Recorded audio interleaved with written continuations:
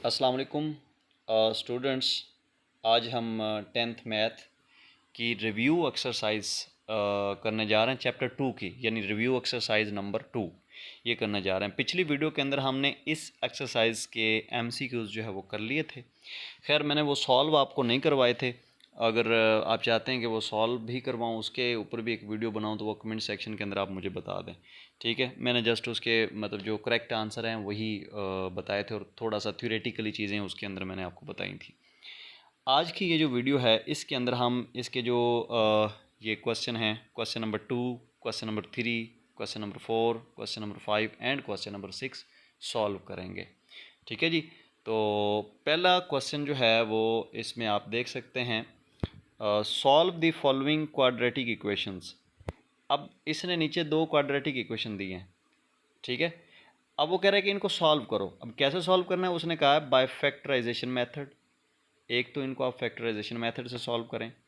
दूसरे नंबर पे bye completing square method, completing square method से आप इनको सॉल्व करें। और तीसरे नंबर पे है जी क्वाड्रेटिक फार्मूला लगा के। ठीक है, सो ये जो पहला क्वेश्चन है, यानी 8x square is equal to x plus 7, इसको हमने तीनों तरीक़ों से सॉल्व करना है। यानी पहले हम इसको फैक्टराइजेशन से सॉल्व करेंगे, फिर कंप्लीटिंग स्केयर से सॉल्व करेंगे, एंड देन हम इसको सॉल्व करेंगे with the help of quadratic formula. इसी तरह क्वेश्चन 2 को भी हम सॉल्व करेंगे। सो फर्स्ट क्वेश्चन को जो है वो हम सॉल्व करते हैं नेक्स्ट पेज पे। सो यहाँ पे क्वेश्चन लिख लेते हैं, क्वेश्चन नंबर 1, यानी जो क्वेश्चन नंबर 2 है ना उसका फर्स्ट पार्ट। तो क्वेश्चन नंबर 1 है जी हमारे पास 8x square, 8x square is equal to x plus 7। ठीक है, तो अब हमने क्या काम करना है कि ये सारी रकमें जो है ना बराबर की एक साइड पे लेकर जानी है। सो ये हमारे पास होगा 8x square minus x minus 7 is equal to 0। So ये हमारे पास बन गई क्वाड्रेटिक इक्वेशन। अब आपको पता है कि इसमें जो है वो हम सबसे पहले इसको सॉल्व करते हैं with the help of factorization method. ठीक है, सो यहाँ पे हेडिंग दीजिएगा, बल्कि आप इसको ए कह लें। ठीक है, ए कह लें, फैक्टराइजेशन मेथड यहाँ पे आप लिख सकते हैं, फैक्टराइजेशन। बल्कि ये आप ऊपर ही इसको, ये क्वाड्रेटिक इक्वेशन बनाने से पहले ही ना आप इसको जो है ना, बल्कि पहले भी क्वाड्रेटिक इक्वेशन है, ये वाला स्टेप करने से पहले ही आप इसको यहाँ पे लिख लेंगे। ठीक है, तो यहाँ पे ए मेथड लिखिएगा, यहाँ हमने लिखना है फैक्टराइजेशन। ठीक है, factorisation method.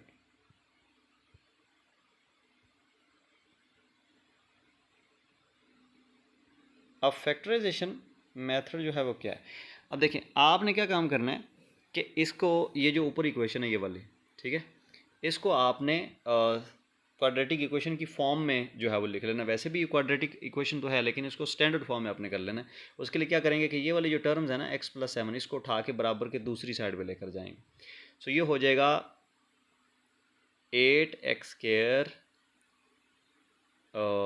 Minus x and minus 7 is equal to 0। ठीक है, अब फैक्टराइजेशन का क्या मेथड होता है कि आप जो है ना फर्स्ट वाली टर्म जो होती है ना, फर्स्ट वाली उसको और लास्ट वाली टर्म को, इनको आप मल्टीप्लाई करवाते हो, तो जो आंसर आया उसको हम टारगेट कहते हैं। उसको क्या कहते हैं? टारगेट। सो यहाँ पे अगर हम 8x स्केयर और माइनस 7 को मल्टीप्लाई करवाए ना, तो ये हमारे पास आएगा -56x स्केयर, यानी ये हमारा टारगेट है। -56x स्केयर ये हमारा टारगेट है। अब आपने क्या काम करना है कि इस इक्वेशन को कुछ इस तरह लिखना है, जैसे मैं इसको जो है ना वो यहाँ पे लिखता हूँ। लाइक पहली टर्म को आप वैसे लिख लोगे 8x स्केयर, और फिर लास्ट वाली टर्म को आप लिख लोगे -7 इज इक्वल टू 0। अब आपने एक ऐसा पेयर तलाश करना है जिनको मल्टीप्लाई करवाने से ये वाला जो टारगेट हमने सेट किया ना ये आए, यानी उस पेयर को उस जोड़े को जब आप मल्टीप्लाई करवाएं तो आंसर ये वाला आना चाहिए, और जब आप उसको प्लस या माइनस करें तो फिर आंसर आना चाहिए ये जो क्वाड्रेटिक इक्वेशन थी ना ये वाली, इसमें ये दरमियान वाला माइनस एक्स यानी ये वाला। ठीक है, सो मेरे माइंड में जो इस वक्त पेयर आ रहा है वो आ रहा है जी -8x और +7x। तो जब हम -8x और +7x को मल्टीप्लाई करवाएंगे, ठीक है, लाइक मैं यहाँ पे लिखता हूँ -8x +7x। अब इससे क्या होगा कि -8x को जब हम +7x के साथ मल्टीप्लाई करवाएंगे ना इन दोनों को, तो हमारे पास यही टारगेट आएगा हमारा जो हमने सेट किया था। ठीक है, और जब हम इनको वैसे हम सॉल्व करेंगे, सम करेंगे इनका, तो ये हमारे पास -x आएगा जो कि ये दरमियान वाला। ठीक है जी, तो ये हमारा फैक्टराइजेशन के लिए जो पेयर हमें चाहिए वो हमें मिल गया। अच्छा अब देखें, अब ये जो फर्स्ट 2 टर्म्स हैं इनमें 8x कॉमन है। ठीक है, सो हम 8x क्या करेंगे, यहाँ पे ले लेंगे कॉमन, तो हमारे पास क्या बचेगा इन दो टर्म्स में, एक तो ये फर्स्ट वाली की जगह पे x बचेगा, और यहाँ पे ये 8x हमने कॉमन ले लिया तो यहाँ पे 1 बचेगा। ठीक है, अच्छा अब ये जो दो टर्म्स है ये वाली, इनमें 7 कॉमन है, यानी +7, इसको हम कॉमन लेंगे तो बाकी क्या बचेगा हमारे पास, x - 7 is equal to 0। Clear हुआ। अच्छा अब इसका जो है ना थोड़ा सा हम यहाँ से रेज कर लेते हैं ताकि हम इसको इजीली कर सकें। अच्छा मैं जो है ना ये क्वेश्चन को नहीं मिटा रहा, बाकी ये जो सॉल्यूशन किया ना मैंने, इसको मैं रेज कर देता हूँ। ठीक है, तो बल्कि इसको भी कर देते हैं। आई होप कि आपको क्वेश्चन की जो है वो समझ आ रही होगी। अब देखें, अब प्लस, ये प्लस है, प्लस के इस साइड पे जो रकम है और प्लस के इस साइड पे जो रकम है, इसमें एक चीज़ कॉमन है। अच्छा यहाँ पे मैं भूल गया, इधर 1 आता है, बिकॉज हमने 7 को तो कॉमन ले लिया। सो x - 7 था ना, इधर था, सॉरी 7x - 7 था ना, तो हमने 7 को क्या किया था, कॉमन लिया था। जब 7 को कॉमन लिया तो हमारे पास x - 1 आ गया। अच्छा अब इधर भी x - 1 है, यानी ये जो प्लस है बीच में, इसके इस साइड पे भी x - 1 है और इस साइड पे भी x - 1 है। सो x - 1 को हम कॉमन लेंगे। सो जब हम x - 1 को कॉमन लेंगे तो हमारे पास बचेगा 8x + 7, 8x + 7 is equal to 0। Clear हुआ। ठीक है, अच्छा अब यहाँ पे देखें, दो टर्म्स मल्टीप्लाई हो रही, यानी ये वाली और ये वाली, ये दोनों क्या हो रही हैं, मल्टीप्लाई, और आंसर क्या आ रहा है, 0। इट मीन कि इन दोनों में से कोई एक 0 ज़रूर है। अब हमें तो पता नहीं है कौन सी 0, इसलिए हम दोनों को 0 के इक्वल रख लेंगे। एक दफ़ा हम x - 1 को 0 के इक्वल रखेंगे, और यहाँ से x का आंसर जो है वो हमारे पास आएगा 1। ठीक है, और एक दफ़ा हम क्या करेंगे, ये जो टर्म है इसको हम 0 के इक्वल रखेंगे। सो ये होगा 8x + 7 इज़ इक्वल टू 0। और फिर यहाँ से अगर हम x की वैल्यू निकालें, सो पहले यहाँ पे 8x हम इसको इधर रखेंगे और ये 7 को इक्वल के दूसरी साइड पे लेकर जाएंगे।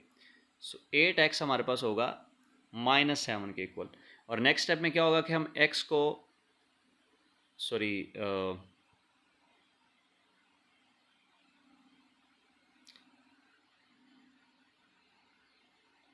ये यहाँ पे 8, ठीक है,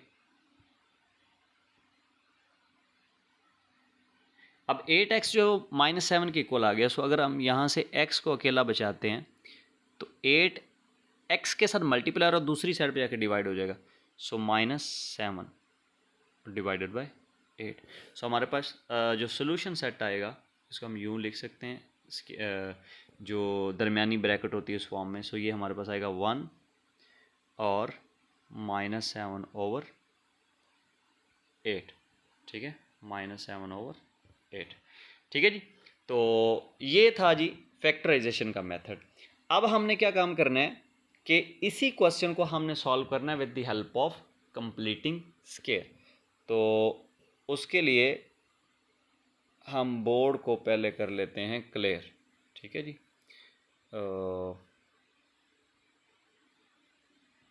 बोर्ड को हम क्लियर कर लेते हैं।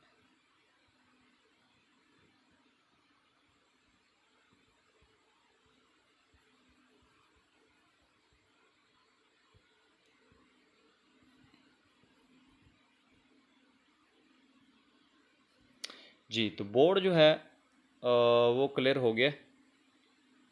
सो ठीक है। अच्छा, अब हम यहाँ पे सेकंड मेथड यूज़ करेंगे बी वाला, और वो कौन सा है जी? कंप्लीटिंग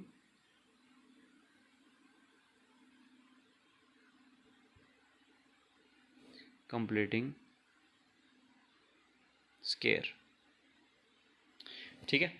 अच्छा, अब कंप्लीटिंग स्केयर के लिए क्या करेंगे, हम इसी इक्वेशन को लिखेंगे। अब इसमें हम क्या काम करेंगे कि ये वाली जो टर्म्स हैं इनको उठा के दूसरी साइड पे तो लेकर ही जाना है हमने, ठीक है। तो ये हो जाएगा 8x² माइनस x और माइनस 7 इज इक्वल टू 0, ठीक है। हाँ जी, ये x है, ये जो टर्म है ना, ये मैं इसको दोबारा लिख देता हूँ। यहाँ पे है ये x है ना, तो इक्वल के दूसरी साइड पे जाके हो जाएगा -x, ठीक है। और ये 7 है साथ में, तो ये उस साइड पे जाके हो जाएगा -7। जिस तरह हमने जो फैक्टराइजेशन अभी कर रहे थे थोड़ी देर पहले, तो जैसे हमने इसको सॉल्व किया, ठीक है, इज इक्वल टू 0, ठीक है जी। अच्छा, अब यहाँ पे देखें सबसे पहले, अच्छा एक बात याद रखिएगा कि कंप्लीटिंग स्केयर मेथड को जब आप यूज़ करोगे ना, तो उसके लिए ज़रूरी है कि आप एक्स स्केयर वाली टर्म को अकेला बचा लें। एक्स स्केयर वाली टर्म को, उसके साथ कोई वन के अलावा और कोई नंबर उसके साथ नहीं होना चाहिए। जैसे अभी एक्स स्केयर के साथ 8 आ रहा है, तो हमें किसी ना किसी तरीके से 8 को ख़त्म करना है। सो हम क्या करेंगे, पूरी इक्वेशन को 8 पे डिवाइड कर देंगे। तो जब हम पूरी इक्वेशन को 8 पे डिवाइड करेंगे तो हर टर्म जो है वो 8 पे डिवाइड हो जाएगी।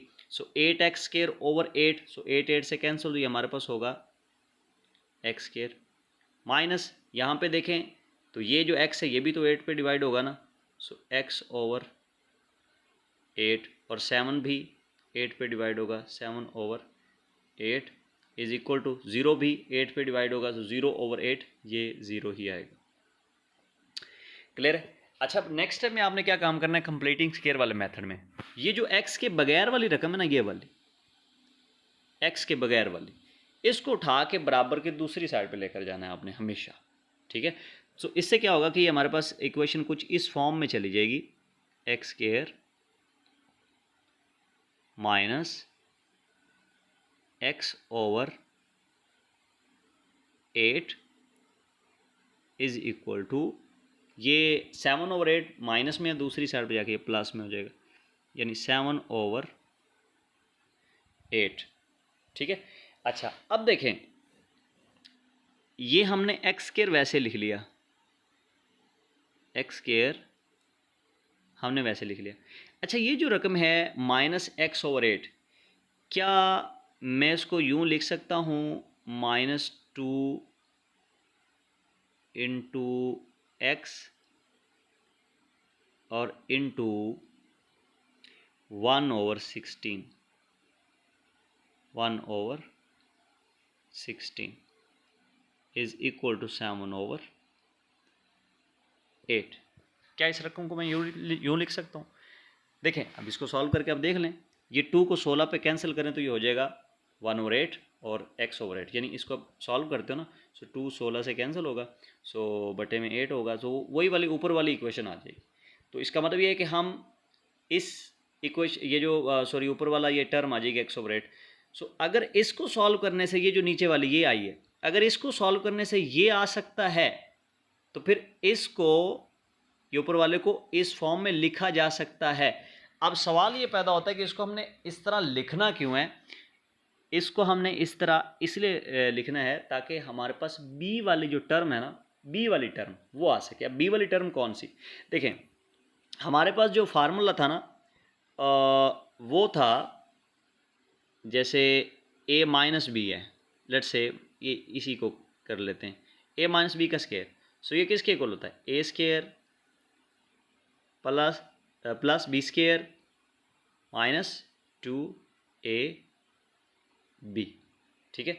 तो अब चूंकि हमने ये जो बी स्केयर है, कंप्लीटिंग स्केयर मेथड है ना, सो ये बी स्केयर तो हमने यहाँ पे लेकर आना खुद, तो ऐसे तो हमें नहीं पता चलेगा कि बी की वैल्यू क्या है। सो हम जब आप इस फॉर्म में लिखेंगे इस इक्वेशन को, तो फिर हमें बी की वैल्यू मालूम हो जाएगी, ठीक है। अब देखें प्रीवियस में क्या हुआ कि ये जो 2 है ये तो वैसे आ गया, और ए की जगह पे ये एक्स आ रहा है, ठीक है, 2 वैसे फार्मूले वाला, और ए की जगह पे क्या आ रहा है, एक्स आ रहा है, और बी की जगह पे क्या आ रहा है, 1/16, ठीक है, 1/16। बी की वैल्यू क्या है, 1/16।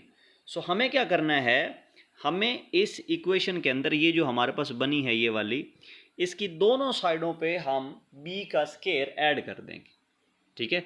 और b यहाँ पे क्या बना हमारे पास, 1/16। सो हम दोनों साइडों पे क्या करेंगे, 1/16 का स्केयर ऐड कर देंगे। सो यहाँ पे लिखिएगा adding 1/16 square on both side, ये आप लिख सकते हैं। यहाँ पे लिखने के बाद आपके पास ये इक्वेशन कुछ इस तरह बन जाएगी, x square minus 2 into x into 1/16।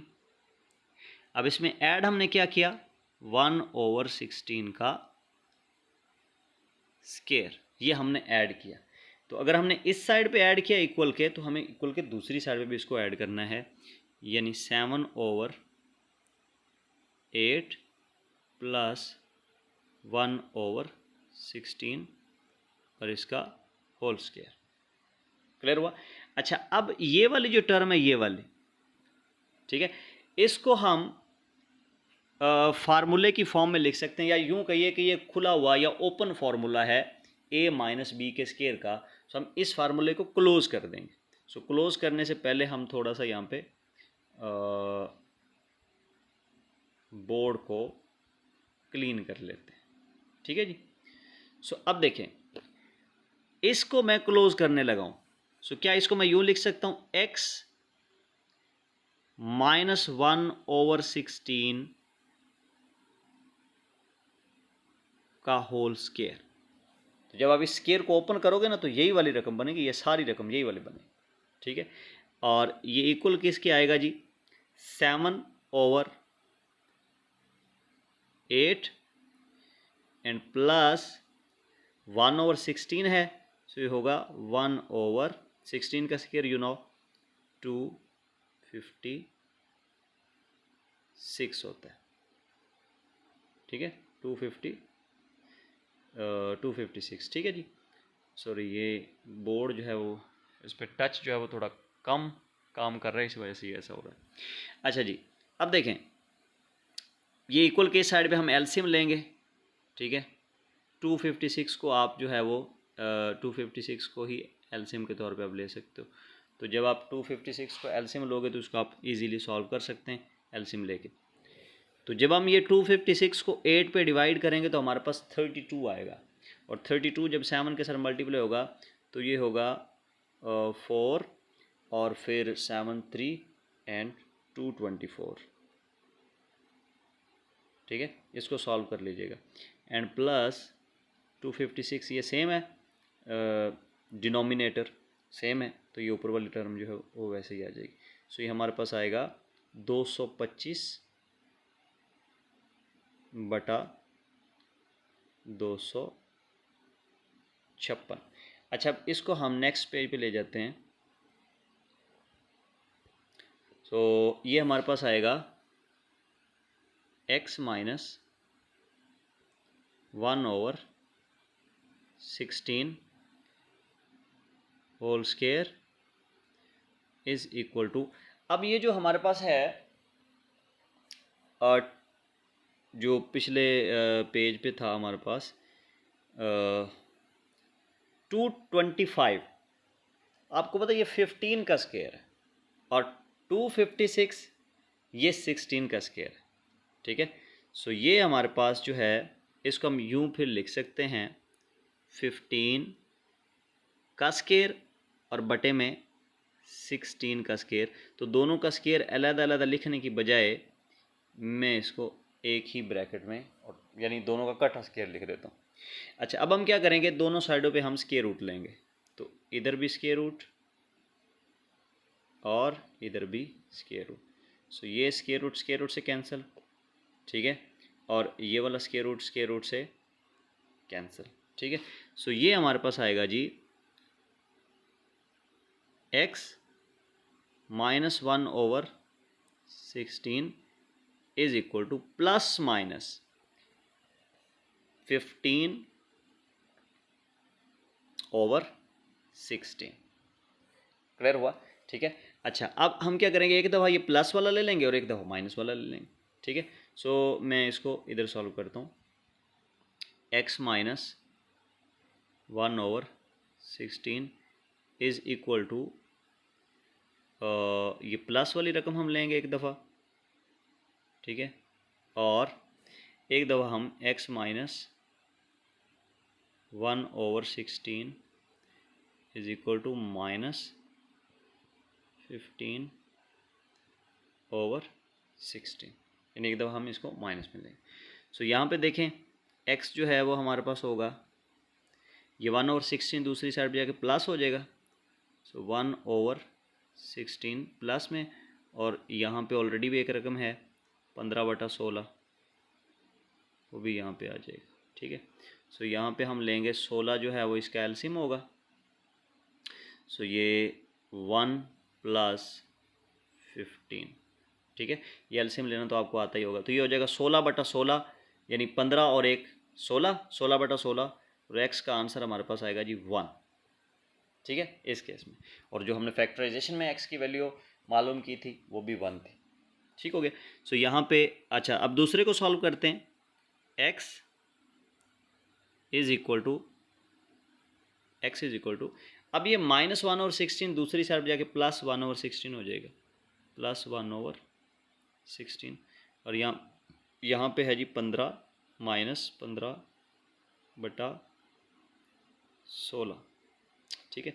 सो यहाँ पे भी एलसीएम लेंगे, 16 एलसीएम आएगा, ठीक है, और ये होगा 1 -14, यानी 1 -15, ठीक है, क्योंकि ये यहाँ पे 15 है। सो 1 -15, और इसको मैं यहाँ पे लिख देता हूँ इधर। सो 1 -15 होगा -14 डिवाइडेड बाय 16। तो ये अब आपको पता है कि उस पे कैंसिल हो रहे हैं 2 पे। सो 7 2 14 एंड 8 2 16। सो ये हमारे पास आ गया -7/8, ये हमारे पास x की वैल्यू। सो एक x की वैल्यू 1 और दूसरी -7/8। सो इसका सोल्यूशन सेट इधर लिख लेते हैं, यहाँ पे ये होगा 1 और -7/8, वही वाला सोल्यूशन आया जो फैक्टराइजेशन के अंदर आया था। अच्छा, अब है जी तीसरा मेथड, वो कौन सा है जी, वो है यूजिंग क्वाड्रेटिक फार्मूला।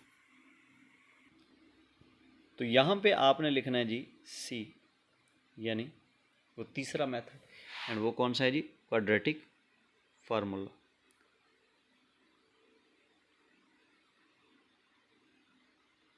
क्वाड्रेटिक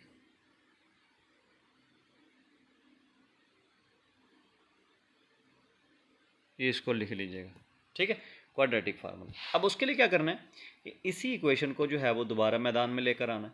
सो कैसे, इसको अब लिखेंगे 8x², और ये x जो है ये बराबर की साइड पे है तो उसको दूसरी साइड पे लेकर जाएंगे, तो ये हो जाएगा -x, और ये 7 भी -7 इज़ इक्वल टू 0। अच्छा, अब आपने पढ़ा हुआ है कि ये जो x² के साथ टर्म होती है ना, ये वाली, इसको हम a कहते हैं, और जो x के साथ टर्म होती है उसको हम b कहते हैं, और जो खाली टर्म होती है विदाउट एनी वेरिएबल उसको हम c कहते हैं। सो इस केस में a हमारे पास कितना होगा, ए होगा जी 8, बी हमारे पास कितना होगा, देखें x के साथ कोई चीज़ नज़र नहीं आ रही, इट मीन कि यहाँ 1 है और यहाँ पे माइनस भी है, सो ये b की वैल्यू होगी -1, ठीक है। और c हमारे पास जो है वो होगा -7, यहाँ पे मैं लिख लेता हूँ, c जो है वो हमारे पास होगा -7, ठीक है। अब यहाँ पे हम अप्लाई करेंगे क्वाड्रेटिक फार्मूला, सो यहाँ पे लिखेगा बाय क्वाड्रेटिक फार्मूला, आगे यहाँ पे लिख लीजिएगा, ठीक है। अच्छा, क्वाड्रेटिक फार्मूला क्या था, x इज इक्वल टू, चूंकि x के रूट्स हमने फाइंड करने, so x is equal to -b plus minus square root b square -4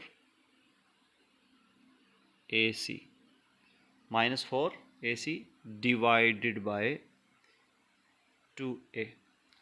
तो ये है जी क्वाड्रेटिक फार्मूला। अब इसके अंदर आपने वैल्यूज पुट करनी है और आपके पास x के रूट्स आ जाएंगे। सो x इज इक्वल टू ये माइनस और b की जगह पे आएगा -1, b की जगह पे आएगा -1, ठीक है। और आगे ये प्लस माइनस स्क्वायर रूट और यहाँ b की जगह पे -1 का स्क्वायर, ठीक है। और फिर -4 इंटू a की जगह पे आएगा 8 और c की जगह पे आएगा -7, ठीक है। और ऊपर आएगा ये, सॉरी हाँ जी, ऊपर यहाँ पे इसके आएगा स्क्वायर रूट, ठीक है, डिवाइडेड बाय 2 और a की जगह पे हम लगाएंगे 8। मैं स्लो इसलिए समझा रहा हूँ ताकि आपको छोटी से छोटी चीज़ भी समझ आ जाए। कोई सवाल है आपका तो वो कमेंट सेक्शन के अंदर आप पूछ सकते हैं।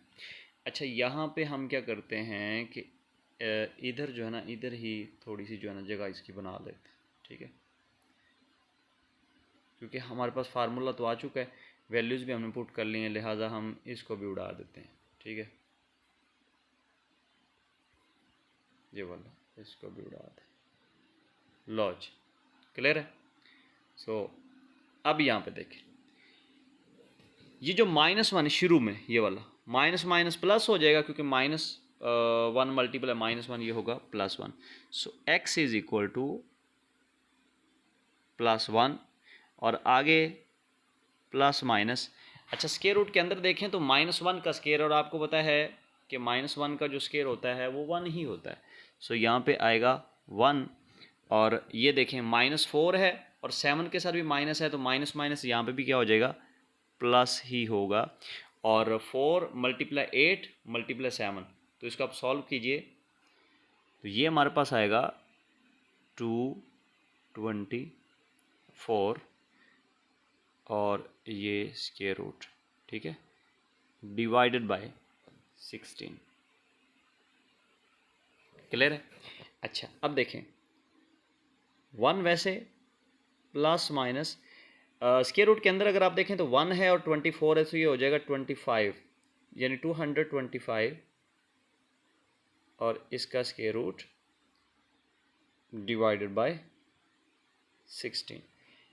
अब आपको पता है कि 225 का जब आप स्क्वायर रूट लेते हैं तो आंसर आता है 15। तो ये हमारे पास आएगा x is equal to 1 plus minus 225 का जब हम स्क्वायर रूट लेंगे तो वो होगा 15 डिवाइडेड बाय 16। आई होप कि ये चीज़ आपको क्लियर हुई होगी। अगर कोई क्वेश्चन है तो वो आप कमेंट सेक्शन के अंदर पूछ सकते हैं, ठीक है जी। अच्छा, अब यहाँ पे देखें, अब 1 प्लस माइनस 15 आ रहा है, सो हम क्या करेंगे, इसके 2 हिस्से कर लेंगे, एक दफ़ा प्लस वाली टर्म लिखेंगे और एक दफ़ा माइनस वाली।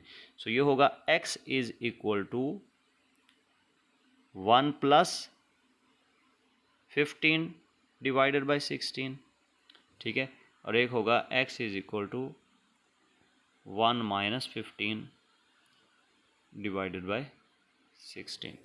सो यहाँ पे देखें तो 15 और 1 ये 16 होगा, यानी 16 डिवाइडेड बाय 16। सो ये से कैंसिल, सो हमारे पास x का आंसर आएगा 1, जो हमने फैक्टराइजेशन और कंप्लीटिंग स्क्वायर मेथड के अंदर भी यही आंसर हमने निकाले थे।